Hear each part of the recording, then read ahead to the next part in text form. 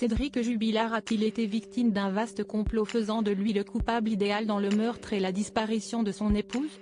Son avocat, Me Jean-Baptiste Allary en est persuadé. Dans un entretien à Actu Toulouse, le pénaliste avance des preuves fabriquées de toutes pièces.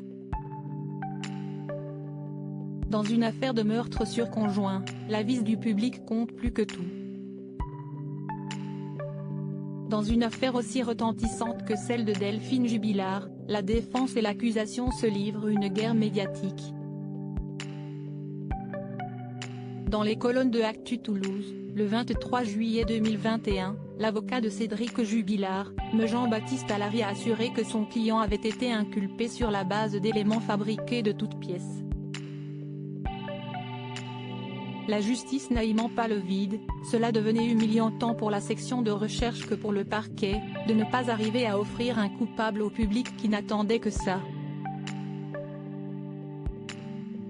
Alors ils se sont dit, on n'a qu'à annoncer que si est lui, fabriquer quelques preuves, tordre des vérités, et ça passera. Il sera condamné par le public, a assuré l'un des 3 avocats pénalistes de Cédric Jubilard. Me Jean-Baptiste Allary met en cause les méthodes des enquêteurs pour obtenir l'inculpation du plaquiste. Ils ont d'abord réalisé des prélèvements sur la bouche, le sexe ou encore sous les ongles de Cédric Jubilard, unique suspect dans l'affaire, avant de placer une balise GPS sur son véhicule et de le mettre sur écoute, en espérant des aveux. Pour l'auditionner en tant que partie civile le 30 avril et lui faire baisser la garde, ils ont fait le choix de nous cacher les 9/10 du dossier. Ensuite, comme il était sur écoute, ils espéraient qu'il fasse une bêtise par téléphone. Cela n'a pas été le cas. Mais si on a des preuves, est-ce qu'on a besoin d'un aveu?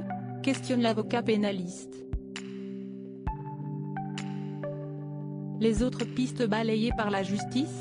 Me Jean-Baptiste Allary déplore également que le fils aîné du couple, âgé de 6 ans, ait depuis témoigné en défaveur de son père, en assurant avoir entendu une violente dispute éclater entre ses parents durant cette nuit du 16 décembre 2020.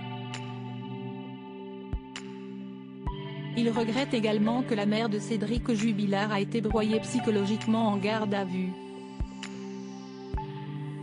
Elle avait recueilli les menaces de son fils par téléphone, « Je vais l'enterrer et personne ne la retrouvera », avait-il clamé en évoquant Delphine Jubilard.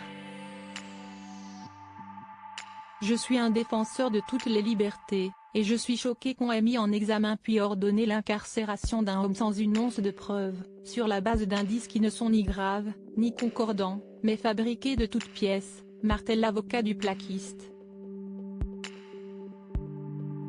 Avec ses 2 confrères, Me Jean-Baptiste Allary fait tout pour que d'autres pistes soient explorées par la justice, comme par exemple le passage d'une 308 GTI noire à toute allure près du domicile du couple ou encore, la drague lourde d'un de ses amis. Il estime que toutes ces pistes ont été balayées sans avoir été approfondies par la justice. De graves accusations de la part de la défense. Si plusieurs des éléments concordants ayant mené à l'incarcération de Cédric Jubilard sont sortis dans la presse, d'autres devraient être révélés lors du procès pour homicide volontaire sur conjoint du plaquiste. De son côté, l'accusation est désormais convaincue de la responsabilité de Cédric Jubilard, un homme humiliant et violent envers Delphine, comme le corroborent plusieurs des témoignages de ses proches.